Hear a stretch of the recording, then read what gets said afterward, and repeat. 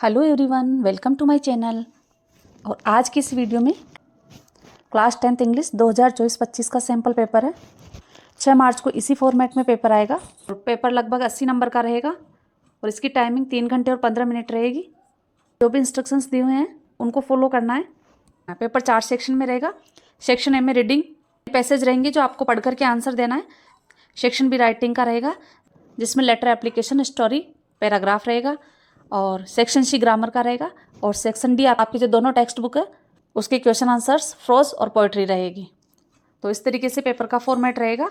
तो शुरू करते हैं सेक्शन ए से। सेक्शन ए है रीडिंग सेक्शन, जो कि पढ़ करके आपको आंसर देना है। Read the following passage and answer the questions that follow. यानी पैसेज को ध्यानपूर्वक पढ़ना है और नीचे दिए हुए क्वेश्चंस का आंसर देना है।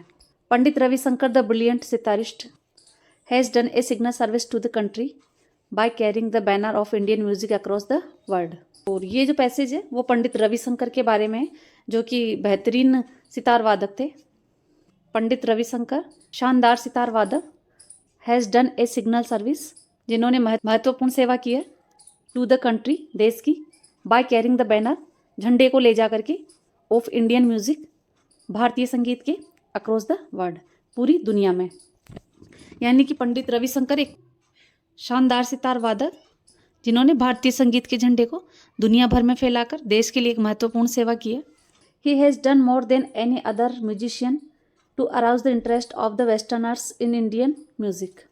ही हैज़ डन, उन्होंने पूरा किया है, more than any other musician, अन्य संगीतकारों से अधिक, टू अराउज द इंटरेस्ट, रुचि, ऑफ द वेस्टर्नर्स, पश्चिमी देशों के लोगों में, इन इंडियन म्यूजिक, भारतीय संगीत में। यानी कि उन्होंने भारतीय संगीत में पश्चिमी देशों की रुचि जगाने के लिए अन्य संगीतकारों से अधिक कार्य किया है। थस अर्निंग हिमसेल्फ, इस प्रकार उन्होंने अर्जित किए स्वयं के लिए, द टाइटल, उपाधि, इंडियन म्यूजिकल एम्बेसडर, भारत के संगीत राजदूत की। यानी उन्होंने खुद के लिए संगीत राजदूत की उपाधि अर्जित की है। Born in Varanasi in 1920, Ravishankar began as a ballet dancer with his elder brother Uday Shankar's troupe. Born in Varanasi in 1920, 1920 में वाराणसी में जन्मे रविशंकर ने बिगेन, शुरू किया, एज ए बैलेट डांसर के तौर पर। ये बैलेट डांसर एक नृत्य नाटिका का फॉर्म होता है, यानी जिसमें डांस के माध्यम से कहानी बताई जाती है। विद हिज एल्डर ब्रदर, अपने बड़े भाई के साथ, उदय शंकर्स ट्रूप, उदय शंकर की मंडली में। यानी 1920 में वाराणसी में जन्मे रविशंकर ने बैलेट डांसर के तौर पर अपने बड़े भाई उदय शंकर की मंडली के साथ बैलेट डांसर के साथ शुरुआत की। But he left the troupe to learn the sitar under Ustad Alauddin Khan of Maihar. But he left, यानी उन्होंने वो मंडली छोड़ दी उस्ताद अलाउद्दीन खान से सितार सीखने के लिए। He underwent rigorous training, practising for nearly 18 hours a day to gain command over the instrument। और क्वेश्चन नंबर 1 है, whom is the passage about, ये पैसेज किसके बारे में है? तो राइट आंसर इसका option C, about Pandit Ravishankar. Second इसका, where was he born, in Varanasi, वो वाराणसी में जन्मे थे। और डियर स्टूडेंट्स, मैंने इंपॉर्टेंट पैसेजेस का सेपरेट वीडियो भी अपलोड कर दिया है, अगर आपने नहीं देखा हो तो आप मेरे चैनल पर जाकर के देख सकते हैं। क्वेश्चन नंबर 3 है, which of following title did he earn, उन्होंने कौन सा टाइटल अर्न किया था, कौन सी उपाधि अर्जित की थी?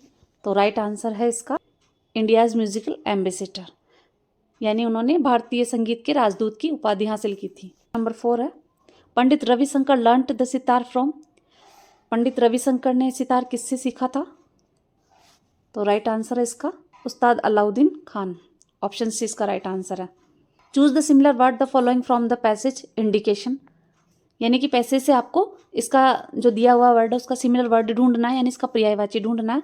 और यहाँ पे वर्ड दिया हुआ है इंडिकेशन, यानी होता है संकेत। राइट आंसर इसका ऑप्शन सी, सिग्नल। सिग्नल यानी भी संकेत देना होता है, इंडिकेशन यानी भी संकेत। क्वेश्चन नंबर 6 है, choose the opposite word of the following from the passage dull. और डल यानी होता है जड़ बुद्धि, मूर्ख, और इसका अपोजिट बताना है, तो इसका अपोजिट है ब्रिलियंट, जो कि ऑप्शन ए में है। तो राइट आंसर है ऑप्शन ए। शुरू करते हैं अब सेक्शन ए का पैसेज सेकंड, जो कि डिस्कर्सिव पैसेज है और ये लगभग 250 वर्ड्स का है, 9 नंबर का है। Read the following passage and answer the question that follow. नीचे दिए गए पैसेज को पढ़ करके और क्वेश्चंस का आंसर दीजिए। From the beginning, Children should be allowed to develop in their own natural happy way within the control of parental love, guidance and care and without too much pressure.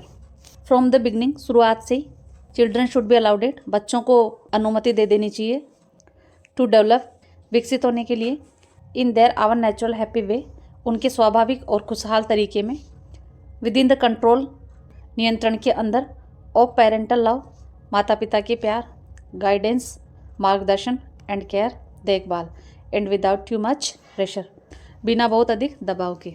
यानी शुरुआत से ही बच्चों को माता पिता के प्यार, मार्गदर्शन और देखभाल के नियंत्रण में और बिना किसी दबाव के अपने स्वाभाविक और खुशहाल तरीके से विकसित होने देना चाहिए। A change of some conventional parental attitude may help to prevent many cases of drug dependence and other adolescent problems. A change of some, कुछ परिवर्तन करके, conventional parental attitude, conventional यानी पारंपरिक, parental attitude माता पिता की रवैये में, parental यानी माता पिता, attitude यानी रवैया, may help मदद हो सकती है, to prevent रोकथाम करने के लिए, many cases of drug dependence नशीली दवाओं पे निर्भरता के कई मामले में, एंड अदर एडोलसेंट प्रॉब्लम्स और अन्य किशोरों की समस्याओं में। यानी माता पिता की कुछ पारंपरिक रवैये में बदलाव से नशीली दवाओं पर निर्भरता और अन्य किशोर समस्याओं के कई मामलों को रोकने में मदद मिल सकती है। तो ये देखिए 2-3 लाइनें पढ़ने के बाद में हमें समझ आ गया ये जो पैसेज है वो परिवार से संबंधित है, यानी परिवार के सदस्यों से संबंधित है। जब आप पेपर करो तो कठिन शब्दों को, हार्ड वर्ड्स को अंडरलाइन करते हुए चले जाना। मान लीजिए उसमें से कुछ नीचे क्वेश्चन में दिया हुआ हो। बढ़ते आगे। We should also understand our parental responsibilities to the world environment. We should also understand, हमें समझना चाहिए, आवर पेरेंटल रेस्पॉन्सिबिलिटीज़, हमारी माता पिता की जिम्मेदारियाँ भी, टू द वर्ल्ड एनवायरनमेंट, विश्व पर्यावरण के प्रति। यानी हमें विश्व पर्यावरण के प्रति हमें अपने माता पिता उनकी जिम्मेदारियों को भी समझना चाहिए। रिमेंबर दैट, याद रखें कि the living space of this world is limited and we must leave enough space for our future generation to live happily.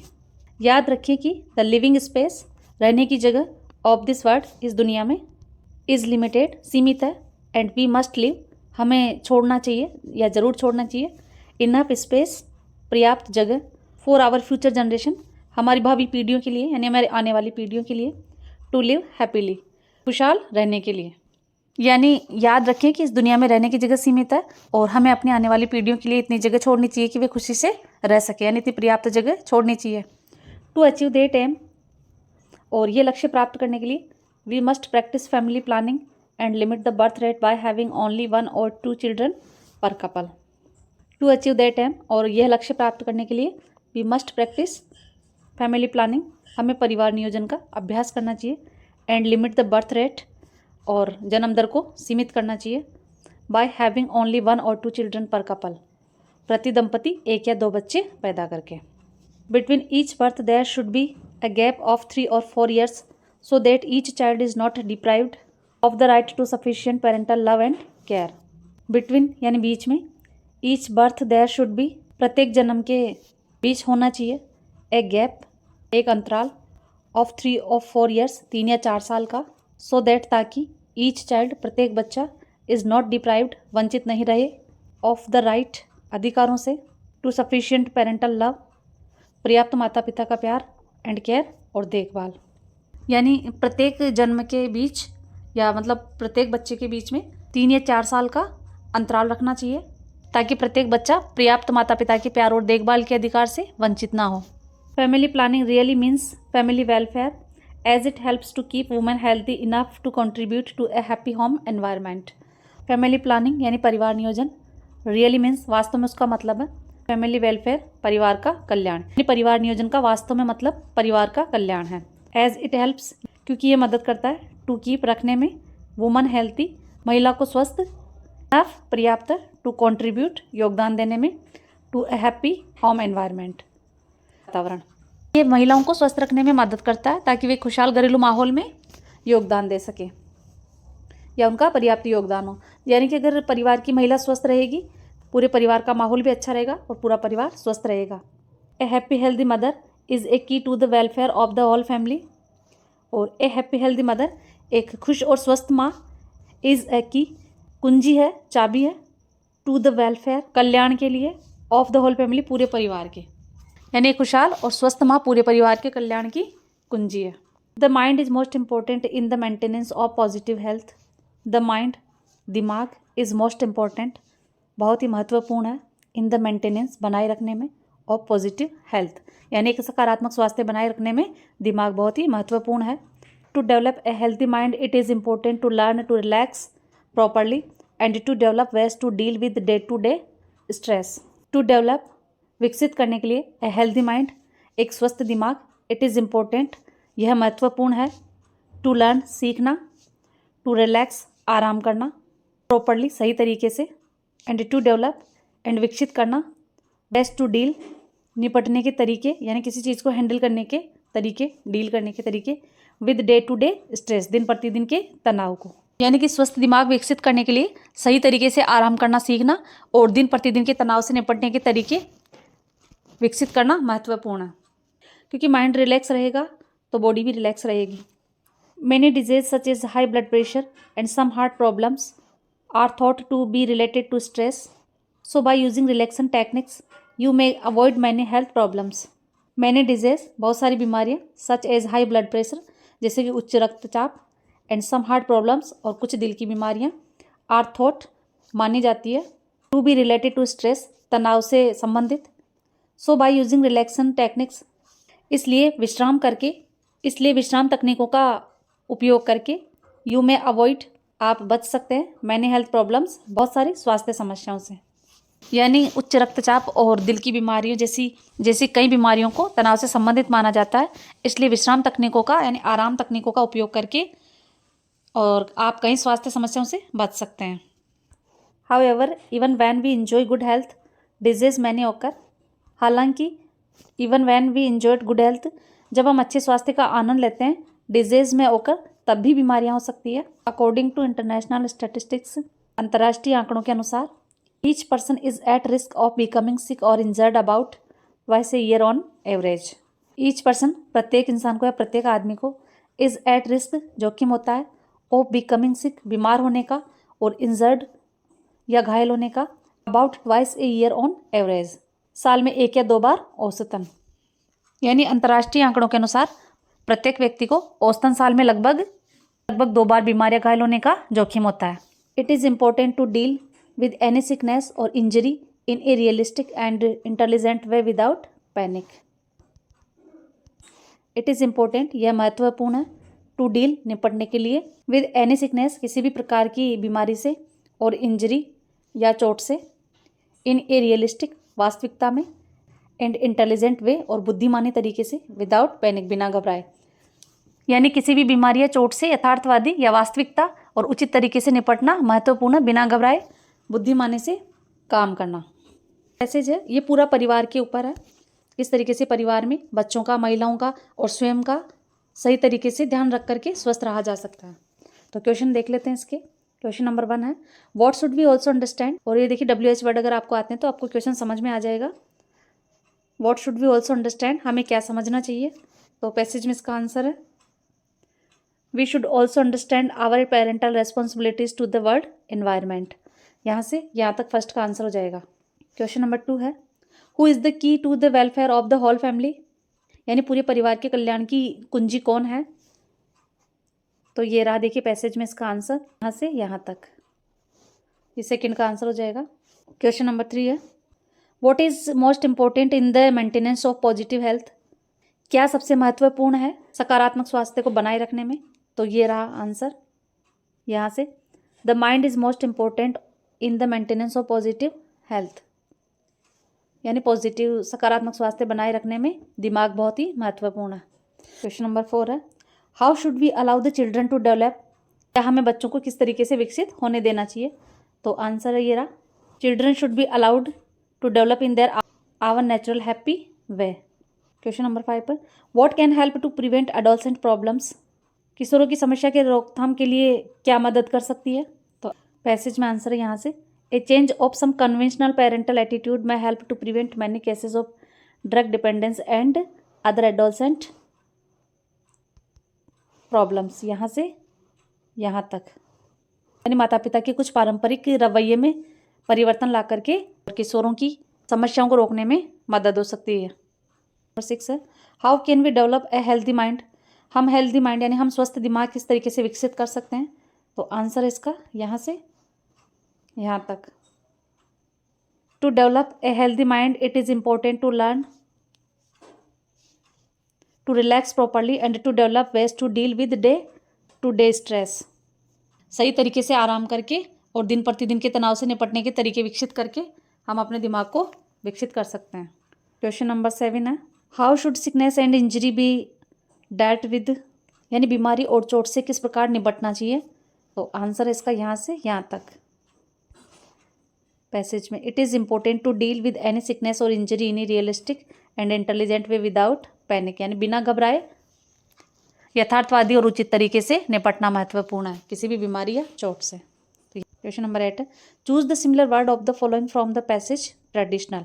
और पैसेज में से वो शब्द ढूंढना है जो ट्रेडिशनल का सिमिलर है, यानी ट्रेडिशनल यानी होता है पारंपरिक, और हमने एक वर्ड पढ़ा था कन्वेंशनल, इसका मतलब भी होता है पारंपरिक। क्वेश्चन नंबर 9 है, choose the opposite word of the following from the passage ending. और एंडिंग वर्ड का पैसेज में से हमें अपोजिट वर्ड ढूंढना है, यानी इसका विपरीत शब्द ढूंढना है। और एंडिंग यानी होता है अंत, और इसका अपोजिट ये रहा बिगनिंग यानी शुरुआत। ये देखिए यहाँ से यहाँ तक। इसी के साथ सेक्शन 1 के क्वेश्चंस कंप्लीट होते हैं, दोनों पैसेज। और देखिए आप और एग्जाम में आपको जो सबसे इजी लगे वो सेक्शन करना है, जैसे ग्रामर का या राइटिंग का, क्योंकि इसमें बहुत टाइम लगेगा, क्योंकि पैसेज जो है बहुत बड़े होते हैं तो उसमें टाइम का पता ही नहीं चलता है। तो स्टूडेंट्स अगर आप मेरी माने तो सबसे पहले ग्रामर का सेक्शन कीजिए, और उसके बाद राइटिंग का, या फिर पहले राइटिंग का फिर ग्रामर का और फिर क्वेश्चन आंसर्स का, और सबसे लास्ट में इसको कीजिए। 2-4 लाइन पढ़ते आपको पता चल ही जाएगा कि पैसेज किस बारे में है। तो 2-4 लाइन पढ़ने के बाद पहले क्वेश्चंस को पढ़िए, ताकि उससे रिलेटेड आप पैसेज में जो भी वर्ड आए उनको अंडरलाइन करते जाइए, ताकि जल्दी से आपको उनके आंसर मिल जाए और आपका टाइम बच सके। देखते हैं नेक्स्ट सेक्शन बी, जिसमें आपके 3 क्वेश्चंस होंगे और तीनों ऑप्शन में होंगे। फर्स्ट है लेटर या एप्लीकेशन का, या और ईमेल भी हो सकता है, और दोनों में से एक करना है आपको। और स्टोरी भी आपको 2 दी हुई होगी, उसमें से एक करना है आपको। और पैराग्राफ भी आपको 2 दिए होंगे, एक फोटो एक पिक्चर, और एक आपको टॉपिक दिया होगा तो उस पर आपको करना है। तो अभी देखते हैं पहले question number 3। You are Vishakha living in Bharatpur, you have won the first prize in the debate held in your school recently, write a letter to your mother telling her about it, you may touch upon the following points. और यह है कि आप विशाखा और भरतपुर में रहती हो और आपने फर्स्ट प्राइज़ जीता है डिबेट कॉम्पिटिशन में, जो कि अभी हाल ही में आपके स्कूल में हुआ था। तो आप अपनी माँ को पत्र लिख करके उसके बारे में बताइए, इन पॉइंट्स के अकॉर्डिंग आप उनको पत्र लिखिए। और इसके ऑप्शन में है, you are Bharti of class 10, आप भारतीय हो, कक्षा 10 के स्टूडेंट हो। यू आर इल, आप बीमार हो। You can not attend school, आप स्कूल अटेंड नहीं कर सकती हो। Write an email to your class teacher, आप अपने क्लास टीचर को ईमेल कीजिए।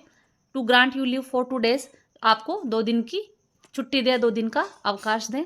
The email address is classteacher10gss@gmail.com। एक इसमें लेटर है और दूसरा ईमेल है, तो हम यहाँ पर ईमेल वाला क्वेश्चन करेंगे। अब देखिए क्या है, जो सेकंड वाला क्वेश्चन है केवल बीमारी पर अवकाश है, बीमारी पर एप्लीकेशन है। अगर ये एप्लीकेशन की फॉर्म में होता तो आपको उसमें लिख देना था, और अगर ये ईमेल की फॉर्म में है तो आप ईमेल में लिख दीजिए, और बस ईमेल का आपको फॉर्मेट लगाना है, बाकी टॉपिक वही है। तो मैं बता देती हूँ आपको कि ईमेल किस तरीके से लिखना। तो ये देखिए इस तरीके से ईमेल रहेगा, ईमेल का फॉर्मेट आपको आना चाहिए, बाकी टॉपिक कोई भी हो सकता है। लेटर वाला टॉपिक भी वो आपको ईमेल में दे सकते हैं। तो देखिए सबसे पहले आपको इस तरीके का फॉर्मेट बना करके सबसे पहले कॉलम में 2 लिख देना है, जो कि हम एप्लीकेशन में भी कई बार यूज़ करते हैं, आजकल तो यूज़ नहीं करते हैं। और उसके बाद यहाँ पे वो जो ईमेल एड्रेस दिया हुआ है वो यहाँ पे फिल कर देना है। उसके नीचे CC यानी कार्बन कॉपी, और उसके नीचे BCC यानी ब्लाइंड कार्बन कॉपी। इसकी कॉपियाँ किसी और को भी भेज सकते हैं, लेकिन यहाँ हम सिर्फ क्लास टीचर को भेज रहे हैं, तो बस केवल इनमें कुछ नहीं फिल करना है। उसके बाद subject leave for 2 days due to illness, बीमारी के कारण 2 दिन का अवकाश। और नीचे फिर इस तरीके से लिख देना, देखिए वही, sir with due respect I beg to say that I am ill from since night so I can not come to school, kindly grant me leave for 2 days from 15 Feb to 17 Feb, thanking you yours obediently Bharti. जो भी नाम उसमें दिया हुआ वो आपको लिख देना है, और सेम ही बिल्कुल वही एप्लीकेशन है, बस फॉर्मेट आपको ईमेल का लगा देना। तो इस तरीके से आपको ये ईमेल वाला क्वेश्चन कर देना है, और काफ़ी ईजी है ये। और वैसे भी आपको जो भी आता हो, अगर आपको लेटर अच्छे से आता हो तो आप वहाँ पे लेटर कर दीजिए, और ईमेल करना हो तो ईमेल कर दीजिए। और मैं यहाँ पर आपको ऑप्शन में जो दिए हुए हैं वो एक ही क्वेश्चन सॉल्व करके बताऊँगी, और अगर आप चाहते हैं कि मैं दोनों क्वेश्चन सॉल्व करके आपको बताऊँ तो आप कमेंट करके बताइए, मैं नेक्स्ट पेपर में ऑप्शन वाले क्वेश्चंस का आंसर भी बता दूंगी। सेक्शन बी का 4th क्वेश्चन है, write a story with the help of given outline in about 80 words, give the title and moral to it. और इसमें जो आउटलाइंस दी हुई है स्टोरी की, उनमें से आपको एक स्टोरी करनी है। इसमें भी देखिए 2 स्टोरी दी हुई है, उनमें से आपको एक करनी है। फर्स्ट वाली है 2 friends travel to earn money, यानी ये 2 फ्रेंड्स एंड बियर वाली है, भालू और 2 मित्रों वाली। और सेकंड जो वाली है वो घमंडी बारासिंगा वाली है। तो वहाँ पे दोनों में से जो भी आपको अच्छे से आती हो वो कर देना। यहाँ पे हम फर्स्ट वाली करेंगे, 2 friends travel to earn money. ये देखिए, once upon a time there were 2 friends, एक बार की बात है 2 मित्र थे। One day they were travelling through a forest to earn money, एक बार वो पैसे कमाने के लिए एक जंगल के रास्ते से गुजर रहे थे। There were many wild animal, वहाँ पर बहुत जंगली जानवर थे। They had promised to help each other in trouble, उन दोनों ने मुसीबत में एक दूसरे की मदद करने का वादा किया था। After some time they saw a big wild bear coming towards them, और कुछ देर बाद में एक बड़ा सा जंगली भालू आता हुआ उनकी तरफ उनको दिखाई दिया या उन्होंने देखा। They were afraid to see it, और वो उसे देख करके डर गए। One of the friends ran and climbed up a tree, उनमें से एक मित्र दौड़ा और पेड़ के ऊपर चढ़ गया। The other friend did not know how to climb, लेकिन दूसरा मित्र पेड़ पर चढ़ना नहीं जानता था। His life was in danger, उसका जीवन अब खतरे में था। He lay down on the ground as dead man, और वह जमीन पर लेट गया एक मरे हुए आदमी की तरह। ही हेल्ड हिज ब्रीथ, उसने अपनी सांस रोक ली। The bear smelled him, bear ने उसको सूंघा। It thought him to be dead and went away, और उसने उसको मरा हुआ समझा और वो चला गया। Now the other friend came down, अब दूसरा वाला मित्र नीचे आया। ही आस्क्ड हिज फ्रेंड, उसने अपने मित्र से पूछा, व्हाट डिड द बियर से इन योर ईयर, कि भालू ने तुम्हारे कान में क्या कहा। द फ्रेंड रिप्लाइड, मित्र ने उत्तर दिया, never rely on false friend, कभी भी झूठे मित्रों पर भरोसा मत करो। The other friend was ashamed, दूसरा मित्र शर्मिंदा था। इसकी मोरल है, नेवर ट्रस्ट फॉल्स फ्रेंड्स, यानी झूठे मित्रों पर कभी भरोसा मत करो। तो इसका ये मोरल है, और इसका टाइटल भी आपको लिखना है, 2 फ्रेंड एंड अ बियर, 2 मित्र और एक भालू। तो इस तरीके से आपको स्टोरी वाला क्वेश्चन कंप्लीट होता है। और सेक्शन बी का क्वेश्चन नंबर 5 है पैराग्राफ राइटिंग का। Right a paragraph in about 80 words on the picture given below. और इसमें जो ये पिक्चर दी हुई है, ये फोटो दी हुई है, उसको देख करके आपको इस पर 80 वर्ड्स में पैराग्राफ लिखना है। ऑप्शनल है, इसमें फोटो को देख करके, अगर आपको पिक्चर को देख करके पैराग्राफ नहीं आ रहा हो तो सेकंड वाला भी आप कर सकते हैं। Do you visit an exhibition, write a paragraph in about 80 words describing a visit to an exhibition giving its type, section, your enjoyment, etcetera. You may begin like this, yesterday I went to see an exhibition. Second वाला जो है वो किसी exhibition पर है, यानी कि आपने कभी कोई प्रदर्शनी या एग्जीबिशन देखा, जैसे कि बुक्स का एग्जीबिशन होता है, आर्ट का एग्जीबिशन होता है, आर्ट थिंग्स का एग्जीबिशन होता है। तो आपने जो भी एग्जीबिशन देखा हो उसका डिस्क्राइबिंग यहाँ पे करना है कि किस टाइप की थी और आपने किस तरीके से एंजॉय किया, और इस लाइन से आप स्टार्ट कर सकते हैं। लेकिन यहाँ पर हम फर्स्ट वाला करेंगे पैराग्राफ, इस पिक्चर को देख करके। और ये पिक्चर एपीजे अब्दुल कलाम की, जो कि भारत के राष्ट्रपति रह चुके हैं और मिसाइल मैन भी थे। तो देखते हैं इनके बारे में। This is APJ Abdul Kalam shown in this picture. ये एपीजे अब्दुल कलाम है जो इस पिक्चर में दिखाए गए हैं। ही वॉज बोर्न ऑन 15 अक्टूबर 1931 इन रामेश्वरम, तमिलनाडु। और इनका जन्म 15 अक्टूबर 1931 को तमिलनाडु की रामेश्वरम में हुआ था। He born in a family of a boat owner, और इनकी जो फैमिली थी वो बॉट ऑनर थी, यानी कि नाव वगैरह चलाती थी। He was a professor, author and great aerospace scientist, और ये प्रोफेसर थे, लेखक थे और महान अंतरिक्ष वैज्ञानिक थे। He is also known as the missile man of India, और ये भारत की मिसाइल मैन के नाम से भी जाने जाते हैं। He was the 11th president of India from 2002 to 2007, और ये भारत के 11वें राष्ट्रपति बने थे 2002 से लेकर 2007 तक। He was given the Bharat Ratna award in 1997, और इनको 1997 में भारत रत्न से नवाजा गया था, यानी भारत रत्न पुरस्कार इनको दिया गया था। He died on 27 July 2015 in Shillong, Meghalaya, India, और ये 27 जुलाई 2015 को मेघालय के शिलोंग में इनका निधन हो गया था। तो इस तरीके से ये लगभग आपको 80 वर्ड्स में, एक दो कम भी हो गई तो कोई बात नहीं, ये पैराग्राफ करना है। तो सेक्शन बी इसी के साथ कंप्लीट होता है। देखते हैं सेक्शन सी। और अब करते हैं सेक्शन सी, जो कि ग्रामर का है। और ग्रामर में आपको correct forms of verb, subject verb concord, direct indirect, active passive, question tag, ये सब आपके ग्रामर के सेक्शन में होंगे। जो देखते हैं क्वेश्चन नंबर 6 है, tense with appropriate forms of the verbs given in the brackets, यानी टेंस को पहचान करके वर्ब्स की करेक्ट फॉर्म इसमें फिल करना है। क्वेश्चन नंबर फर्स्ट है इसका, we blank she a big snake on the ground while we were cleaning it, यानी जब भी सेंटेंस के बीच में वाइल आए तो उसमें एक सेंटेंस सिंपल पास्ट का होगा और एक सिंपल कॉन्टिन्यूस का। तो देखिए सेकंड वाला सिंपल कॉन्टिन्यूस का है, तो फर्स्ट वाला सिंपल पास्ट का आएगा। सिंपल पास्ट का पैटर्न है सब्जेक्ट प्लस वर्ब की सेकंड फॉर्म प्लस ऑब्जेक्ट। तो यहाँ पे वर्ब की सेकंड फॉर्म आएगी, we saw a big snake on the ground while we were cleaning it, हमने एक बड़ा सा सांप देखा ऑन द ग्राउंड, जमीन पर, while we were cleaning it, जब हम इसकी सफाई कर रहे थे। Examination has been declared so the students blank for it these days. तो जहाँ पर भी देखिए दीज डेज आ रहा हो ना, तो वो प्रेजेंट कॉन्टिन्यूस का टेंस होता है। और मैंने इसका सेपरेट वीडियो मेरे चैनल पे अपलोड कर दिया है, अगर आपने नहीं देखा हो तो जा कर के देखिए, डिटेल में मैंने इसके बारे में आपको बता दिया है। तो फर्स्ट वाला सेंटेंस चाहे कोई सा भी हो, अगर सेकंड वाले में अगर दीज डेज हैं सेंटेंस में, तो वो प्रेजेंट कॉन्टिन्यूस टेंस की पहचान बताते हैं। और प्रेजेंट कॉन्टिन्यूस का फार्मूला है subject plus helping verb is MR plus verb की फर्स्ट फॉर्म में ING प्लस ऑब्जेक्ट। तो यहाँ पे देखिए सेंटेंस बनेगा, the date of examination has been declared, यानी परीक्षाओं की तारीख तय हो चुकी है, घोषणा हो चुकी है। सो इसलिए द स्टूडेंट्स, तो स्टूडेंट्स प्लूरल है तो आर हेल्पिंग वर्ब यूज होगी और वर्ब की फर्स्ट फॉर्म में ING यानी प्रिपेयरिंग। तो सेंटेंस बनेगा, so the students are preparing for it these days, परीक्षा की तारीखों की घोषणा हो चुकी है तो छात्र जो है इसकी तैयारी कर रहे हैं। क्वेश्चन नंबर बी है, choose the correct verb from the given alternatives, यानी इसमें जो 4 ऑप्शन दिए हैं उनमें से आपको करेक्ट फॉर्म बतानी है वर्ब की। इसमें भी सेम ही है, बस इसमें ऑप्शन दिया हुआ है। क्वेश्चन है, I hope it blank raining by the time I leave, I hope मैं आशा करता हूँ, इट रैनिंग बारिश, by the time I leave यानी मैं छोड़ूंगा उस समय तक। तो ये जो बाय द टाइम है ये फ्यूचर परफेक्ट टेंस की पहचान बताता है। फ्यूचर परफेक्ट टेंस का फार्मूला होता है subject plus will shall plus have plus verb की थर्ड फॉर्म। तो यहाँ पे देखिए ऑप्शन डी राइट आंसर है, विल हैव स्टॉप्ड।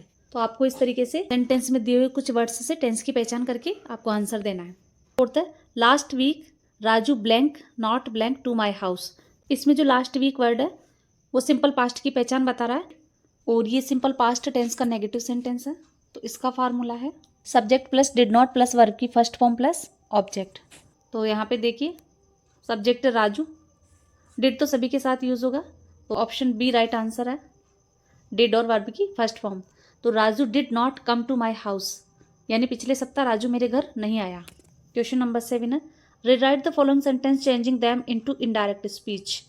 और क्वेश्चन है, the teacher sad may God help you in your life, teacher ने कहा भगवान तुम्हारे जीवन में तुम्हारी मदद करें। इसमें देखिए ये सेंटेंस जो है ऑप्टेटिव सेंटेंस है, तो इसका किस तरीके से बनेगा, प्रार्थना कामना आशीर्वाद वाला हो और उसमें मे का प्रयोग हो, तो ये ऑप्टेटिव सेंटेंस है। तो इसकी जो रिपोर्टिंग वर्ब है उसको विश्ड या ब्लेस्ड में बदलेंगे, द टीचर विश्ड या द टीचर ब्लेस्ड, यहाँ पर हो जाएगा द टीचर ब्लेस्ड या विश्ड भी लिख सकते हैं। और उसके बाद द स्टूडेंट आप लिख सकते हैं चाहो तो, इन्वर्टेड कॉमा हटा दीजिए आगे, और दैट गॉड का गॉड रहेगा, मे का माइट हो जाएगा, तो God might help you in his life. You है तो यू सुनने वाले के अनुसार चेंज होगा। अब यहाँ पे सुनने वाला जो है इसमें हाइडिंग है, लेकिन टीचर तो स्टूडेंट्स को कह रहे होंगे ना, तो यहाँ पे स्टूडेंट्स के अकॉर्डिंग हिम हो जाएगा और योर लाइफ का हिज लाइफ हो जाएगा। तो कंप्लीट सेंटेंस बनेगा, the teacher blessed the student that God might help him in his life. इस तरीके से ये सेंटेंस बनेगा। सेकेंड है, madam said girls have you taken down my notes.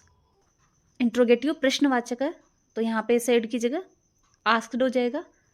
Madam asked girls, और इंट्रोगेटिव है तो इफ़ लगेगा बीच में, कनेक्टिव इफ़ लग जाएगा। और इसके बाद में देखिए यू है वो गर्ल्स के अकॉर्डिंग चेंज हो जाएगा, तो गर्ल्स प्लूरल है तो यहाँ पर दे हो जाएगा। हैव का हेड हो जाएगा, they had taken down her notes, यहाँ पे माई नोट्स फर्स्ट पर्सन के अकॉर्डिंग चेंज हो जाएंगे, तो हर हो जाएगा यहाँ पर। कंप्लीट सेंटेंस बनेगा, madam asked the girls if they had taken down her notes. इस तरीके से ये इंट्रोगेटिव का इनडायरेक्ट बनेगा। Question number 8, fill in the blanks with a verb in agreement with its subject.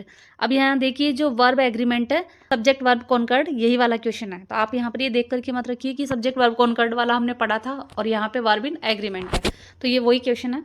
तो यहाँ पे क्वेश्चन है dal and bati blank the famous dish of Rajasthan. तो यहाँ पे वर्ब आर या इस दोनों में से क्या यूज़ होगा? तो देखिए दाल एंड बाटी ये एक डिश है कंप्लीट, यहाँ पे वर्ब इज यूज होगी। Dal and bati is the famous dish of Rajasthan. और सेकेंड है 10,000 rupees blank a good help for a poor man. पर देखिए 10,000 रुपीज़, ये भी एक 10,000 रुपीज़ का कंप्लीट बंडल है, तो ये भी सिंगुलर में ही यूज़ होगा, तो यहाँ पे भी इज आएगा। 10,000 rupees is a good help for a poor man. Question number 9 है change the following sentence into passive voice. और क्वेश्चन है अपॉइंटेड हिम सर्वेंट। यहाँ पे देखिए ऑब्जेक्ट सबसे पहले आ जाएगा जो कि हिम है, तो यहाँ पे आ जाएगा ही, और ये सेंटेंस सिंपल पास्ट में है तो वाज लग जाएगा, उसके बाद अपॉइंटेड और सर्वेंट और उसके बाद बाय देम। तो ये लगाना जरूरी नहीं है, तो सेंटेंस आप इस तरीके से बनाए कि he was appointed servant. Second है the boys were making a noise in the class. लड़के कक्षा में शोर कर रहे थे, तो इसमें भी देखिए कॉन्टिन्यूस टेंस है, तो सब्जेक्ट हो जाएगा ए नॉइज, क्योंकि ऑब्जेक्ट को सब्जेक्ट बना देते हैं तो सब्जेक्ट बन जाएगा यहाँ पर ए नॉइज, वर के साथ बीइंग लग जाएगा, तो a noise were being made by the boys, by लग जाएगा the boys in the class, और कंप्लीट सेंटेंस बनेगा a noise was being made by the boys in the class. इस तरीके से सेंटेंस बनेगा। क्वेश्चन नंबर 10 है frame question of the following sentence. यहाँ पर क्वेश्चन बनाना है आपको, तो देखिए आंसर यहाँ पे दिया हुआ है he gave me love and affection in difficult days, और इसमें आंसर में दिया हुआ वॉट यानी क्या, तो सी gave me love and affection, उसने मुझे प्यार और स्नेह दिया इन डिफिकल्ट डेज, बुरे दिनों में, यानी उसने बुरे दिनों में मुझे प्यार और स्नेह दिया है। तो वॉट यानी क्या, यानी उसने क्या दिया है। तो और ये सिंपल पास्ट में टेंस है। इंट्रोगेटिव बनाने के लिए डिड हेल्पिंग वर्ब का यूज होगा, तो वॉट डिड, जब डिड यूज होगा तो वर्ब की फर्स्ट फॉर्म आएगी, तो वॉट डिड शी, और मी का यू हो जाएगा, बनेगा what did she give you in difficult days, यानी कि उसने तुम्हें बुरे दिनों में क्या दिया था। सेकेंड ऐड क्वेश्चन टैग, यहाँ पे क्वेश्चन टैग ऐड करना है to the statement given below, ये जो स्टेटमेंट दिया हुआ है, और ये है विक्रमादित्य वाज ए ग्रेट जज। विक्रमादित्य एक महान जज थे, इसमें क्वेश्चन टैग देना है, तो क्या वो नहीं थे, तो किस तरीके से बनेगा वॉजंट ही, यानी क्या वो नहीं थे, पे आ जाएगा वॉजंट ही। अब देखते हैं सेक्शन डी जो कि टेक्स्ट बुक के हैं, और सेक्शन डी आपका टेक्स्ट बुक का रहेगा, यानी आपकी दोनों बुक्स के क्वेश्चंस इसमें होंगे। प्रोज और पोइट्री होगी, यानी कि इसमें भी 2 हैं ऑप्शन में और एक आपको करना है, तो हम फर्स्ट ही करते हैं। Read the passage given below and answer the questions that follow. दिए हुए पैसेज को पढ़ना है और नीचे दिए हुए क्वेश्चंस का आंसर देना है। और पैसेज है I will be in time for breakfast I thought a good big English breakfast everything was going well it was an easy flight. और ये वाला जो पैसेज है वो आपकी टेक्स्ट बुक फर्स्ट फ्लाइट के 3rd चैप्टर की सेकेंड स्टोरी है द ब्लैक एरोप्लेन, उससे पैसेज लिया गया है। तो पढ़ते हैं I will be time for breakfast I thought, मैंने सोचा कि मैं ब्रेकफास्ट के लिए समय पर पहुंच जाऊंगा।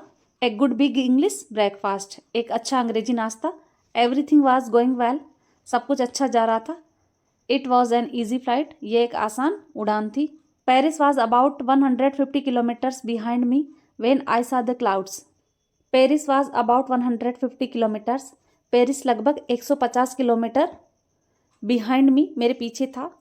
When I saw the clouds, जब मैंने बादलों को देखा। इस स्टोरी में जो पायलट है वो कह रहे हैं कि पेरिस मुझसे 150 किलोमीटर पीछे जब मैंने बादलों को देखा। स्ट्रॉन्ग क्लाउड्स, तूफानी बादल। दे वर ह्यूज, वे बहुत बड़े थे। They looked like black mountain standing in front of me across the sky. They looked like, वे लग रहे थे, ब्लैक माउंटेन्स, काले पहाड़ों की तरह, स्टैंडिंग, खड़े, इन फ्रंट ऑफ मी, मेरे सामने, अक्रॉस द स्काई, पूरे आसमान में, यानी वे पूरे आसमान में मेरे सामने काले पहाड़ों की तरह खड़े दिखाई दे रहे थे। आई न्यू, मैं जानता था। I could not fly up and over them, मैं जानता था कि मैं उनके ऊपर नहीं उड़ सकता, यानी मैं ऊपर या उनके ऊपर नहीं उड़ सकता।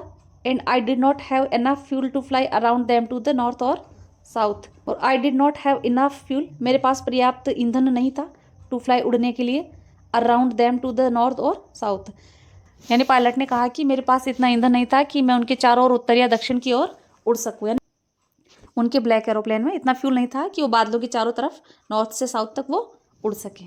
आई ought to go back to Paris. I thought, मैंने सोचा मुझे पेरिस वापस चला जाना चाहिए था। But I wanted to get home, लेकिन मैं घर जाना चाहता था। आई वॉन्टेड दैट ब्रेकफास्ट, और मैं वो ब्रेकफास्ट करना चाहता था, यानी वो नाश्ता करना चाहता था। I will take the risk. I thought, मैंने सोचा मैं जोखिम उठाऊंगा, यानी मैं रिस्क लूँगा। And flew that old Dakota straight into the storm, और मैंने उस पुराने डेकोटा को सीधे उस तूफान में उड़ा दिया। डेकोटा उस उनके ब्लैक एरोप्लेन का नाम था, तो उन्होंने वो सीधा उसमें तूफान में, तूफानी बादलों में उन्होंने उड़ा दिया। इनसाइड द क्लाउड्स, बादलों के बीच, एवरीथिंग वाज सडनली ब्लैक, अचानक से सब कुछ काला हो गया। It was impossible to see anything outside and the aeroplane.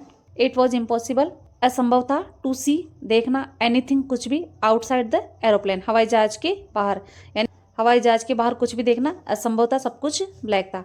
The old aeroplane jumped and twisted in the air. वह पुराना हवाई जहाज हवा में उछला और चक्कर खाने लगा। I looked at the compass, मैंने कंपास की ओर देखा। I couldn't believe my eyes, मुझे अपनी आंखों पर विश्वास नहीं हुआ। The compass was turning round and round and round. Compass की सुई गोल गोल घूम रही थी। उसमें जो डायरेक्शन बताने वाला कंपास होता है वो भी खराब हो गया था और वो गोल गोल घूमे जा रहा था। उसकी जो सुई थी वो गोल गोल घूमे जा रही थी। बताया गया था कि वो पायलट किस तरीके से तूफान में फंस जाता है, लेकिन ईश्वर उसकी मदद करते हैं और वो उससे निकल जाता है। तो देख लेते हैं पैसेज के question answers. What was he expecting regarding his breakfast, वो अपने ब्रेकफास्ट यानी अपने नाश्ते के बारे में क्या उम्मीद कर रहे थे, क्या आशा कर रहे थे। तो 4 ऑप्शन है इसके। That he would be late for his breakfast, वो अपने ब्रेकफास्ट के लिए उनको देरी हो जाएगी। That he would be in time for breakfast, a good big English breakfast, वह ब्रेकफास्ट के लिए समय पर पहुंच जाएगा, एक अच्छा इंग्लिश नाश्ता। तो ऑप्शन बी राइट आंसर है इसका। Option C that he would be late for breakfast but in time for lunch, कि वह ब्रेकफास्ट के लिए तो लेट हो जाएगा लेकिन लंच के लिए समय पर पहुंच जाएगा।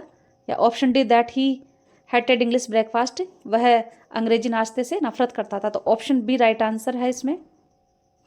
That he would be in time for breakfast, a good big English breakfast, यानी कि वह ब्रेकफास्ट के लिए, उस अंग्रेजी नाश्ते के लिए समय पर पहुंच जाएगा, जो कि एक अच्छा नाश्ता था, वो उनको पसंद था। क्वेश्चन नंबर 2 है, why did he not decide to go back to Paris, उन्होंने वापस पेरिस जाने का निश्चय क्यों नहीं किया। तो ऑप्शन ए है, he always liked going forward, वो हमेशा आगे जाना पसंद करते थे। Option B, he had left Paris far behind, उन्होंने पेरिस को बहुत पीछे छोड़ दिया था। या option C, he wanted to get home and enjoy his favourite English breakfast, वो अपने घर जाना चाहते थे और उस इंग्लिश ब्रेकफास्ट का आनंद लेना चाहते थे। Option D, he liked taking risk, वो जोखिम उठाना पसंद करते थे। तो ऑप्शन सी राइट आंसर है। He wanted to get home and enjoy his favourite English breakfast, वो अपने घर जाना चाहते थे और उस इंग्लिश नाश्ते का आनंद लेना चाहते थे। क्वेश्चन नंबर 3 है, what was turning round and round and round, गोल गोल क्या घूमे जा रहा था। तो option A handle, option B lever, option C compass, option D speedometer. तो right answer option C, compass जो था वो राउंड राउंड घूमे जा रहा था। क्वेश्चन नंबर 4 है, what was special about the storm clouds, उन तूफानी बादलों के बारे में क्या विशेष बात थी। तो आंसर है इसका, they were huge and looked like black mountains. और पैसेज में भी देख लेते हैं, यहाँ से यहाँ तक। क्वेश्चन नंबर 5 है, Y could he not bypass the storm clouds, वो उन तूफानी बादलों के बाहर से यानी बाईपास होकर के क्यों नहीं निकल सकते थे। तो आंसर है इसका, he could not fly up and over them, also he did not have enough fuel to fly around them, so he could not bypass them, यानी कि वो उनके बाईपास यानी उनकी साइड में से इसलिए नहीं निकल सकते थे क्योंकि उनके पास में पर्याप्त ईंधन नहीं था और ना ही वो उनके ऊपर से उड़ सकते थे। तो पैसेज में भी देख लेते हैं इसका आंसर, यहाँ से यहाँ तक।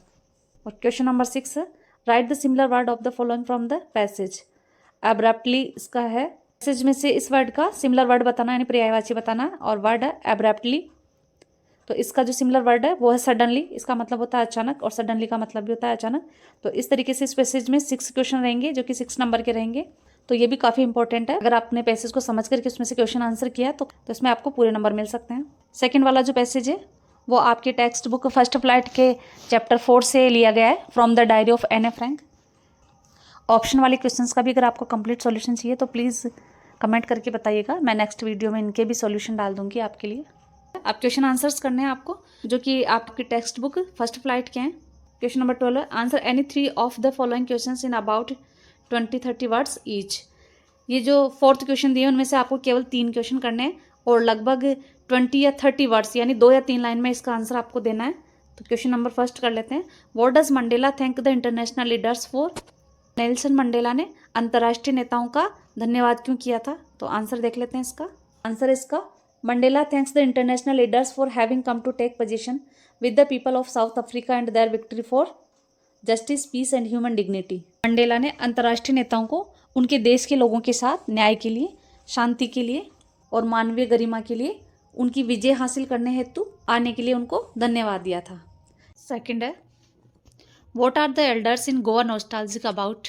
गोवा में बुजुर्ग लोग अतीत की किस चीज़ की स्मृति में खोए रहते हैं? नॉस्टैल्जिक यानी अतीत की स्मृति, अतीत की यादें। आंसर इसका ये रहा, the elders in Goa are nostalgic about those good old Portuguese days, they miss the Portuguese and their famous loaves of bread. Goa में बुजुर्ग लोग पुर्तगालियों के सुखद दिनों की स्मृति में खोए रहते हैं, वे पुर्तगालियों व उनके प्रसिद्ध पावरोटियों को याद करते रहते हैं। थर्ड है, what is Coorg famous for. Coorg किसके लिए प्रसिद्ध है? आंसर है इसका, Coorg is famous for its evergreen rain forest, spices and coffee plantation. It is called a coffee country by the people. Coorg इसके सदाबहार वन, मसाले और कॉफ़ी के बागान के लिए फेमस है और लोग इसे कॉफ़ी देश के नाम से भी पुकारते हैं। क्वेश्चन नंबर 13 है, answer any one of the following question in about 80 words. और ये लगभग 80 वर्ड्स में करना है, यानी 7-8 लाइनों में, और दोनों में से एक करना है इसमें भी। तो सेकंड वाला करते हैं। How was prince Siddhartha transformed into Gautam Buddha. ये आपकी टेक्स्ट बुक फर्स्ट फ्लाइट के chapter 8 the sermon at Benares से लिया गया है। और क्वेश्चन है, how was prince Siddhartha transformed into Gautam Buddha. राजकुमार सिद्धार्थ गौतम बुद्ध में कैसे परिवर्तित हुए? तो देखते हैं इसका आंसर। आंसर इसका, prince Siddhartha was very much moved to see the sorrows of the world. राजकुमार सिद्धार्थ संसार के दुखों को देख करके बहुत दुखी हुए। When he was 25 years old, he left his palace and went out into the world to seek enlightenment concerning। और जब वो 25 वर्ष के थे तो उन्होंने अपना महल छोड़ दिया था और ज्ञान प्राप्ति के लिए संसार में निकल गए थे। एनलाइटनमेंट यानी ज्ञान प्राप्ति। The sorrows he had witnessed, जिन दुखों को उन्होंने देखा था। He wandered for 7 years and finally sat down under a peepal tree. और वे 7 वर्ष तक इधर से उधर घूमते रहे, इधर से उधर विचरण करते रहे और अंततः वे एक पीपल के वृक्ष के नीचे बैठ गए। After the 7 days of the enlightenment, और 7 दिनों के बाद उनको ज्ञान की प्राप्ति हुई। The renamed the tree the Bodhi tree, और उस वृक्ष का नाम बोधि वृक्ष हो गया। Prince Siddhartha was then named as the Buddha, और इस तरीके से राजकुमार सिद्धार्थ बौद्ध में परिवर्तित हो गया, यानी उनका नाम बुद्ध पड़ गया। क्वेश्चन नंबर 14 है, answer any one of the following question in about 40 words. इसमें भी 2 में से एक क्वेश्चन करना है और लगभग 40 वर्ड्स में आंसर देना है, यानी 3-4 लाइनों में। दोनों ही क्वेश्चन फर्स्ट फ्लाइट के 9 चैप्टर। तो फर्स्ट वाला कर लेते हैं। What do you know about squeezer. आप स्क्वीजर के बारे में क्या जानते हैं? तो इसका आंसर देख लेते हैं। Squeezer is a dog of the चुबुको। Squeezer चुबुको का कुत्ता है। It is through breed animal, यह उत्तम नस्ल का जानवर है। It is a young dog, यह युवा कुत्ता है। On points and pedigree, it is better than anything, और प्रजाति के मामले में वह किसी भी कुत्ते से अधिक अच्छा है। It is the son of harness and chisels, harness और चिसेल्स का बेटा है। It was bought for 85 roubles, और ये 85 रूबल्स में खरीदा गया है। क्वेश्चन नंबर 15 है, read any one of the following extracts and answer the question that follow. और ये पोइट्री है फर्स्ट फ्लाइट की। फर्स्ट जो है द ट्रीज, और सेकंड जो वाली है वो है द बॉल पोएम। तो सेकंड वाली करते हैं। सेकंड वाली है 5th poem the ball poem, written by John Berryman. Poem है, what is the boy now who has lost his ball, what he is to do, I saw it go merrily bouncing down the street and then merrily over there it is in the water। तो इसमें point कह रहा है कि what is the boy now who has lost his ball, अब उस लड़के को क्या हो गया है जिसकी गेंद खो गई है। What is he to do, और वह अब क्या करने वाला है। आई सा इट गो, मैंने देखा है इसे जाते हुए। Merrily bouncing down the street, गली में खुशी से उछलते हुए। मैरीली यानी हैप्पीली, एंड देन और उसके बाद मैरीली ओवर, और खुशी से उछलते हुए। There it is in the water, वह पानी में चली गई है। यानी कवि कह रहा है कि अब उस लड़के को क्या हो गया है जिसकी बॉल खो गई है और वह अब क्या करने वाला है, और मैंने उस गेंद को, बॉल को खुशी से उछलते हुए गली में से होते हुए पानी में जाते हुए देखा है। तो देख लेते हैं अब इसके क्वेश्चन आंसर्स। क्वेश्चन नंबर 1 है, what information does the poet give about boy. कवि लड़के के बारे में क्या इन्फॉर्मेशन देता है, यानी क्या जानकारी देता है। तो कवि कह रहा है, the poet tell us that a boy was playing with his ball near the harbour and he lost the ball. यानी कवि उस लड़के के बारे में बता रहा है कि लड़का खेल रहा था उसकी बॉल के साथ नियर द हार्बर, बंदरगाह के पास, and he lost the ball, और उसने अपनी बॉल खो दी। What does the boy say about his ball. लड़के ने अपनी बॉल के बारे में क्या कहा। आंसर है इसका, the child says that his ball was bouncing down the street, the ball went down the street and fail into the water. यानी लड़का बॉल के बारे में बताता है उसकी बॉल गली में उछलते हुए गली से होते हुए पानी में चली गई है। तो देखिए, अगर आपको ये आंसर एग्जैक्टली याद नहीं भी हो तो आप देखिए फर्स्ट का तो यहाँ से यहाँ तक आप कर सकते हैं। What information does the poet give about boy, तो द बॉय यहाँ से कर सकते हैं आप इसका, the boy now who has lost his ball. कभी लड़के के बारे में क्या बता रहा है कि वह लड़का जो अपने बॉल के साथ खेला था उसने अपनी बॉल खो दी है। सेकंड जो है वो आप यहाँ से कर सकते हैं कि what does the boy say about his ball.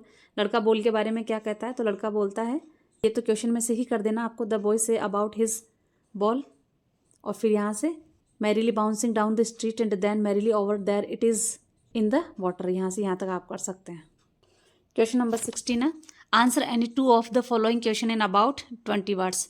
और इसमें 3 क्वेश्चन दिए हुए हैं और पोइट्री के हैं तीनों, और आपको 2 करने हैं इनमें से 20 वर्ड्स में, यानी 1 या 2 लाइन में। क्वेश्चन नंबर फर्स्ट है, what do fire and ice indicate in the poem. यानी कविता में फायर और आइस किस चीज़ के प्रतीक हैं, किस चीज़ का संकेत देते हैं। तो आंसर है इसका, the fire indicates the unending desires of man, the ice indicates hatred which spreads rapidly in mankind, these indicate the evils of society. यानी जो आग है वो कभी खत्म नहीं होने वाली इच्छाएं यानी तृष्णाओं की ओर संकेत करता है। The ice indicates hatred which spreads rapidly in mankind, और जो बर्फ़ है वो नफ़रत की प्रतीक है, तो बहुत तेज़ी से इंसानों में फैलती जा रही है, मानवता में फैलती जा रही है। ये दोनों समाज की बुराइयों की प्रतीक है। वाला जो क्वेश्चन है वो पोएम द ट्रीज से लिया गया है, और थर्ड वाला जो है वो पोएम अमांडा से लिया गया है। तो यही वाला करते हैं, थर्ड वाला Amanda. What is the theme of the poem Amanda. Amanda poem की थीम क्या है, उसका केंद्रीय भाव क्या है। तो आंसर है इसका, the theme of the poem is that the parents should not consistently nag their children, they should be sensitive towards their wishes. यानी माता पिता को बच्चों को हर बात पर नहीं टोकना चाहिए, उनकी इच्छाओं के प्रति भी गंभीर होना चाहिए। नंबर 17 है, answer any 1 out of the following 2 questions in about 80 words. Second text book है फुटप्रिंट विदाउट फिट, उससे लिए गए हैं दोनों क्वेश्चन, और दोनों में से एक करना है 80 वर्ड्स में लगभग। फर्स्ट वाला करते हैं, according to Hari Singh how do the different people react in different manner when they loss their money.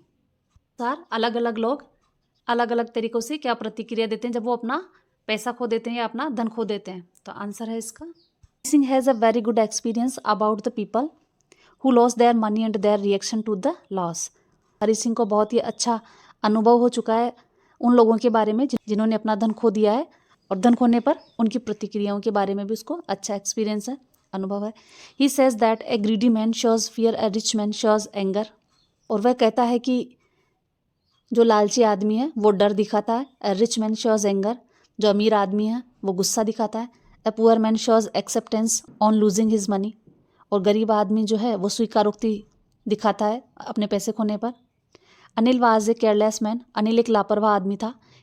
He did not know that he had been robbed, उसे नहीं पता कि वह लुट चुका है। Anil's face when he discovered the theft would show only a touch of sadness. Anil का जो चेहरा है वो जब उसे चोरी का पता चलेगा तो would show only a touch of sadness, उसे केवल दुख होगा यानी दुख प्रदर्शित होगा उसके चेहरे से। Not for the loss of money but for the loss of trust, पैसा खोने का नहीं बल्कि विश्वास खोने का। Answer any 2 out of the following 3 questions in about 20 words each. और यहाँ पे भी आपको 3 में से 2 क्वेश्चन करने हैं लगभग 20 वर्ड्स में। ये भी आपकी सेकंड जो बुक है फुटप्रिंट विदाउट फिट उसी से लिए गए हैं। तो फर्स्ट है, why does think tank send probe on earth. Think tank ने पृथ्वी पर प्रॉब क्यों भेजा। और आंसर है इसका, Think Tank wants to invade the earth he sends prop to collect information about the earthlings. Think Tank पृथ्वी पर आक्रमण करना चाहता है, इसलिए उसने प्रोब भेजा पृथ्वी पर जानकारियाँ इकट्ठे करने के लिए।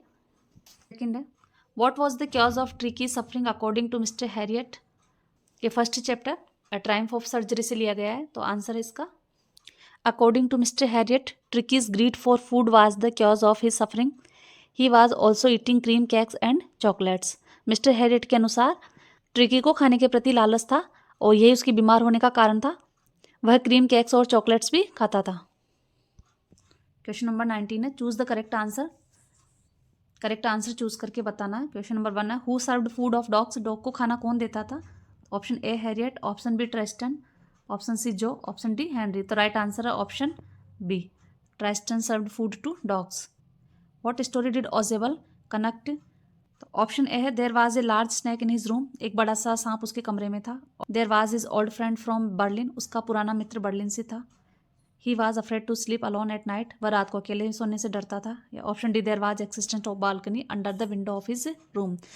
उसके रूम के बाहर खिड़की के नीचे बालकनी थी। तो राइट आंसर है इसका ऑप्शन डी, उसने ये कहानी गढ़ी थी की। क्वेश्चन नंबर 3 है, what work of the scout excited the scientific world. और विज्ञान जगत में स्काउट ने क्या खोज की थी। Option A, climbed on Everest, Mount Everest पर चढ़ना।